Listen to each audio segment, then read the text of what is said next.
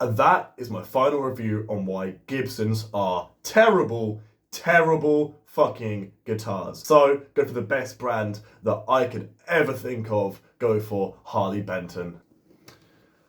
Ooh. Oh, hello! So there's an age-old question. Back in caveman times, they used to get their boulders together and they used to put them all together and get the biggest sticks they could find. And then one day, one of the cavemen started doing doubles on the rocks, but it didn't sound quite right. It started coming out of his fucking caveman sound system, sounding perfect. How does it work? What? How? If you couldn't tell, I haven't written any sort of structure for this video. I just wanted to get into this because I think it's a fun topic to talk about. A fun way to have random 40-year-old men screaming at me in my comments saying how I'm wrong. So let's have a good go, shall we? Before we start, all right, this is just my opinion. This is how I see it. As a drummer, I've been playing since I was 9. I'm now 21 years old. I know the hairline makes me look like I'm about 35, but I promise you I'm only 21. We need to start off with, what even is a trigger? What does triggering a drum set do? I can't be asked to find my trigger. I don't know where it is. I'm currently running an electric drum set. Here's a picture of a trigger. Not that one. Stop staring at me. What else am I just want to make do? this. I'm trying to make this video and all I can feel is some little eyes going. I can't even watch TikTok. What do you expect from me? So the basic premise of a trigger is a piezo sensor, a 1/4 inch jack, some wire,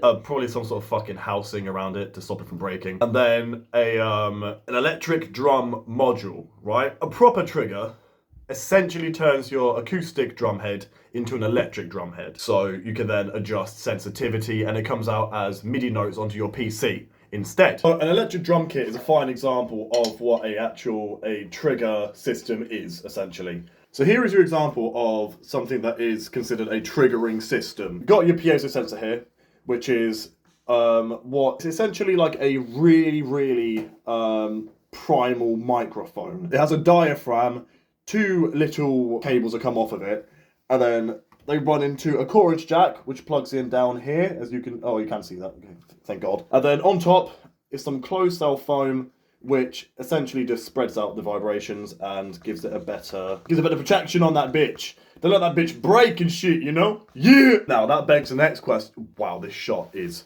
horrible.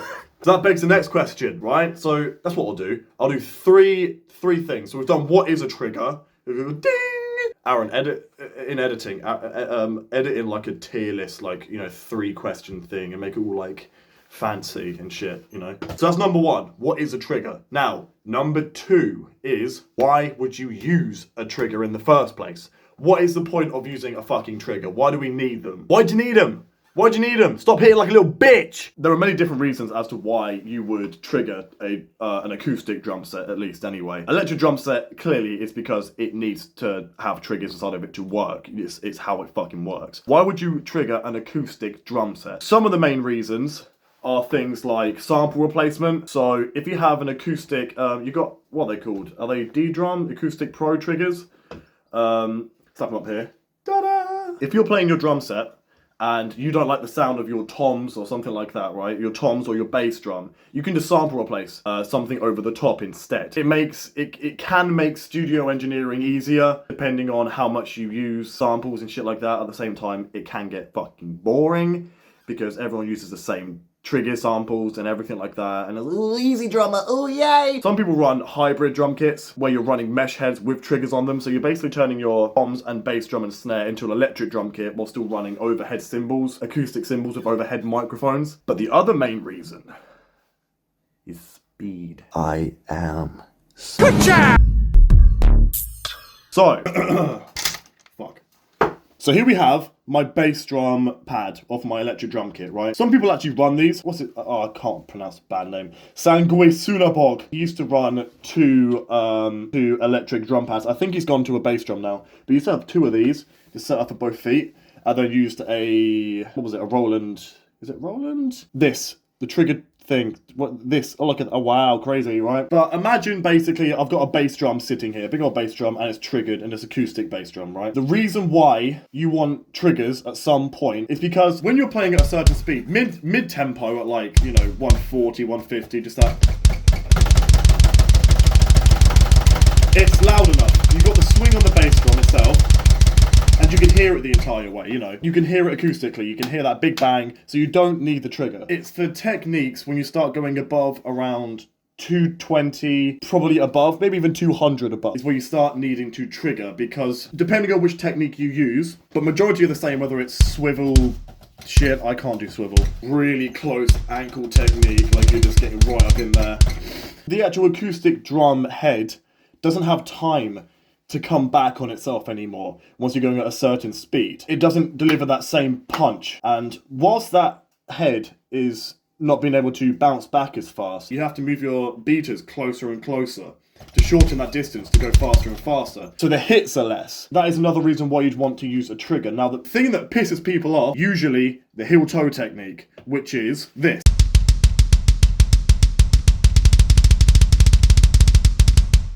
If I can fucking do it correctly, that'd be nice. I'm at a really awkward angle, so don't judge me too much. I generally just can't play it at the minute. So that's the heel-toe technique. So you're doing one down, like that, and then an ankle motion. Down, ankle, down, da, da, da. Now, triggers are very important for this type of technique, because the second hit off of that ankle, it's a mixture of you using that shin muscle in here for your ankle, but at the same time, it's rebound. Imagine doing doubles. Imagine doing,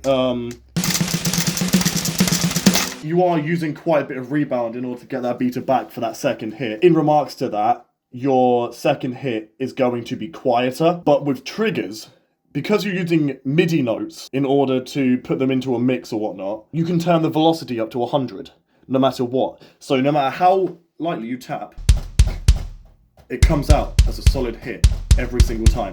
Except for this shitty fucking bass pad that won't do it today for some reason. Whether I hit it at this level or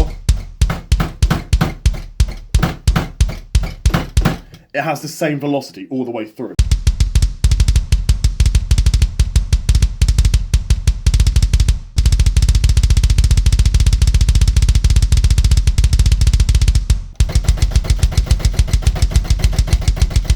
I can't swivel on my left leg, but for some reason I can swivel on my right. I don't understand how that works. I don't know what the... So, now we know what triggers are, how they work. We'll get into the last, final, beautiful part of this, alright? Are they considered fucking cheating? In my humble opinion, my fantastic opinion, my incredible opinion, my fucking godlike opinion, it's Klarna telling me that I owe them money. In my absolute fucking lord opinion, it depends, essentially. I think it just depends, There's certain ways to go around triggers, right? If you're doing it for heel toe, in places like that, where that second beat, that second hit just isn't as loud, I understand it. I understand it. I don't understand why that is cheating, right?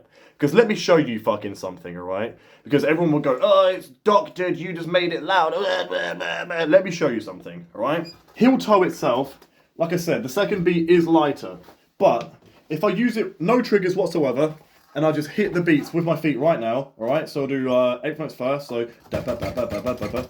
You listen.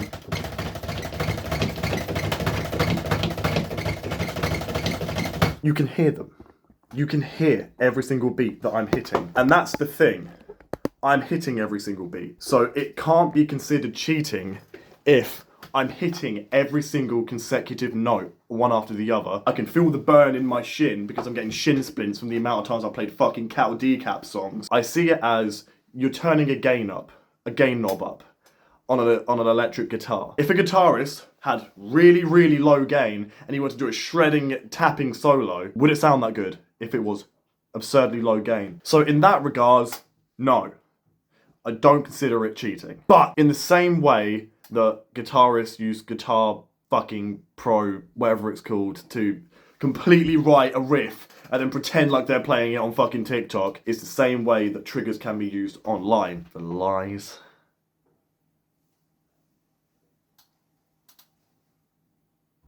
and deceit. I already looked at some fake drummers, right? And I got I got so much hate for that on my other channel. This channel's alright. This channel's doing well. My other channel, I got called a fucking child molester. I got called to kill myself.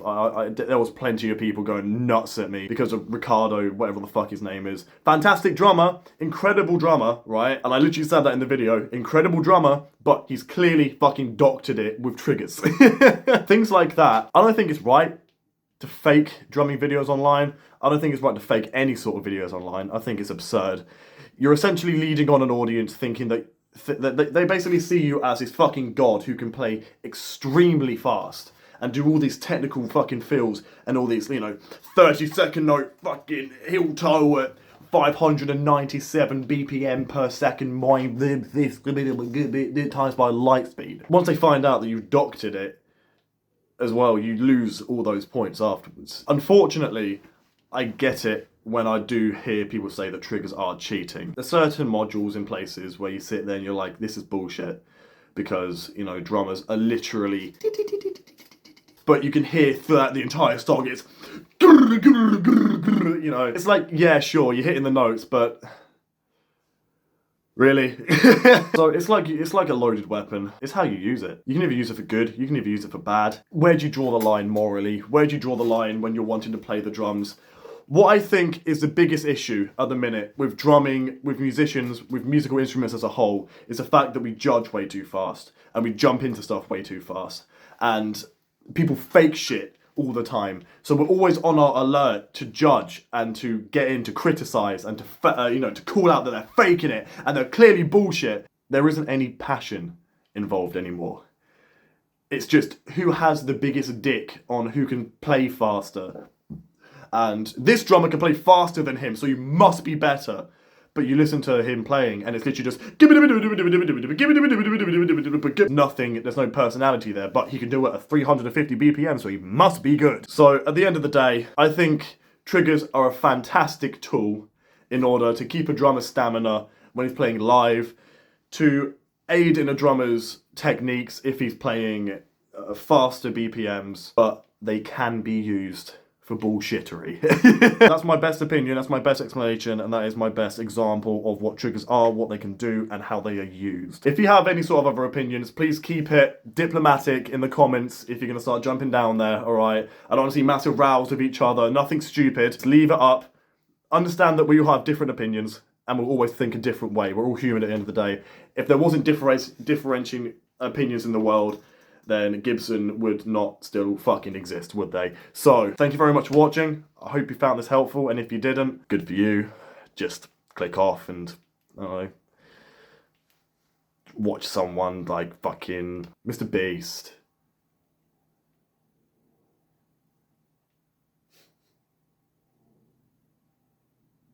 Mr. Beast.